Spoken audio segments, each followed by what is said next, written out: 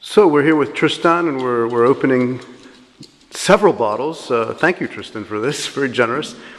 A vertical of reds from Latour Martillac. And you'll notice we're going to have on the left side wines that were made with Michel Rolland up until 2005. And then we'll have on the right side, since 2006, the consultant was Denis Dubourdieu, has been Denis Dubourdieu, who's still there. So it'll be interesting to compare. Tristan, how would you say the style has changed since Denis Dubourdieu came? I think that the wines now are more looking like the terroir. Michel Rolland is a very good guy.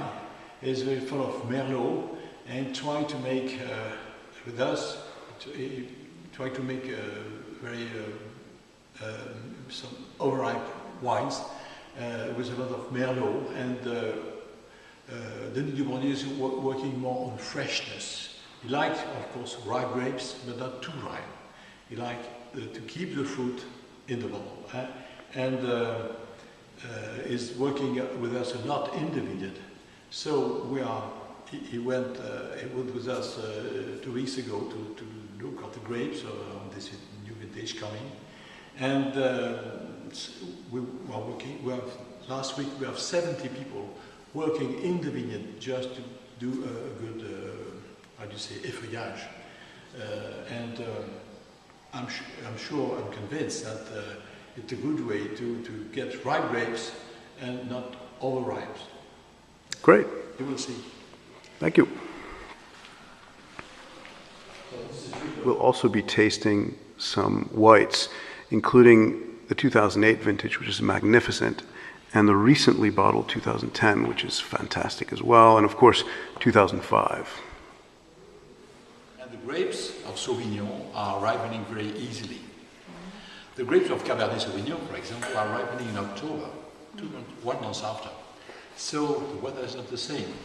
The days are shorter, the sun is not as hot as it is in the beginning of September. That means that every year white grapes are ripe. And every year the quality of Latour Martillac, and most people make dry whites here, the quality is very similar from one year to the other. The grapes are ripe every year. For the Cabernet Sauvignon, you may have great change of maturity from one year to the other because of climate, because of October is late. But Tristan, I mean, you do have vintages like 2003, which were not so good for white. I mean, it was it was too early. It was too early. It was crazy weather. I prefer 04, you know. 04 is a great wine. But it was overripe. You have never a lack of maturity in white. It's not possible. I mean, that's what I would say. In red, it can happen to have low maturity on Cabernet Sauvignon, especially. From Cabernet Sauvignon, remember 93, not ripe. 87 was not ripe, and 97 was so and so sometimes. So, what's the significance, Tristan, of being on this sort of high ground? It's very good for the gravel. It's a very warm place, a very sunny place, and so you have light from the beginning to the end of the day, and the grapes are ripening very, very properly. This is the best place for Cabernet Sauvignon. Right. Look, that Cabernet Sauvignon are starting to... The Veraison? You see the Veraison, yes. Yes. We're waiting for that, because it will be the key of the vintage. The flowering was quite difficult, uneven, and now difficult. Yes, the good information will be now the Veraison. It has to be finished between the 15th and 20th of August. Instead of it, you have to maybe to do more green harvest on green grapes. You really need a good August, because June and July were a bit difficult. Yeah. Yes. You need good weather in July.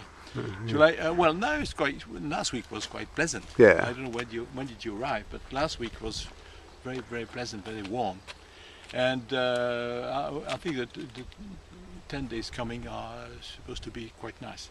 Not very hot, but dry.